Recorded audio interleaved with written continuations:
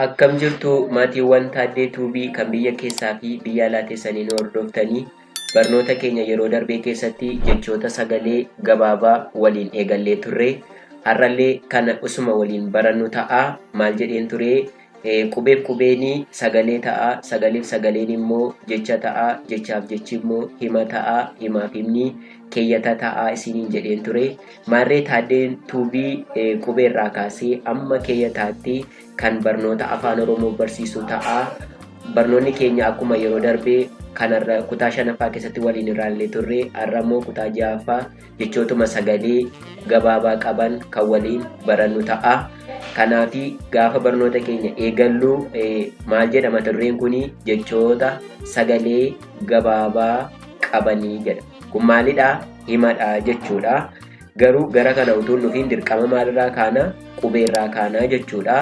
Kanaaf amanuun kan barnoota keenya barachaa jirru qubeef qubee walitti finneetu sagalee uumne, sagaleef sagalee immoo walitti finnee jecha uumne jechuudha.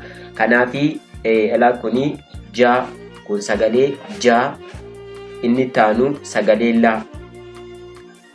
Ja fi la gaafa walitti finnu jecha sagalee jala jedhu arganna jechuudha. Maal jedha? Jala. Inni taansu kaa, ida'uu, naa, jecha maal jedhu kenna? Kana. Itaansee saa,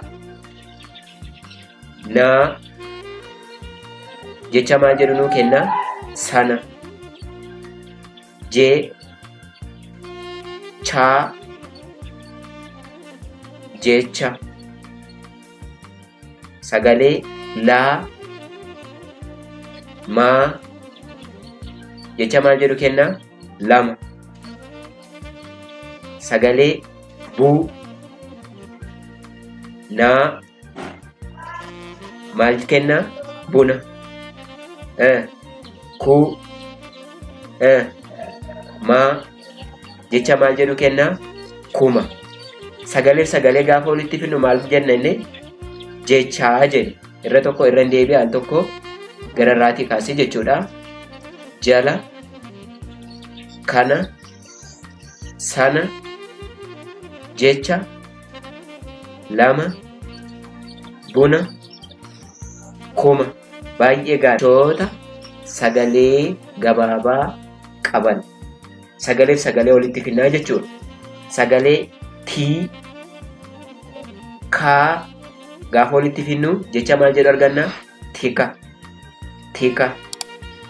Sagalee maa, sagalee raa gaafa walitti finnu jecha mara. Mara. Sagalee kuu, sagalee tee walitti jecha maal jedhudha? Kute. Muu, ree walitti mure. Ji, la, jila. Quu, baa, jecha maal jedhu kenna? Quba. Al tokko isiniin dubbisa. Tika, mara, kute, mure, jila, quba. Jechoota sagalee gabaabaa qaban. Qaa, raa, jecha maal jedhu kenna? Qara. Laa, gaa, laga. Laga. Sagalee goo, sagalee laa, jecha maal jedhu kenna? Gola. Gola. Sagalee baa, sagalee nee, jecha maal jedhu kenna? Bane. Bane.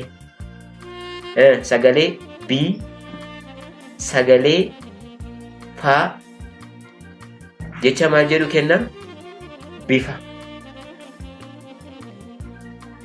Du,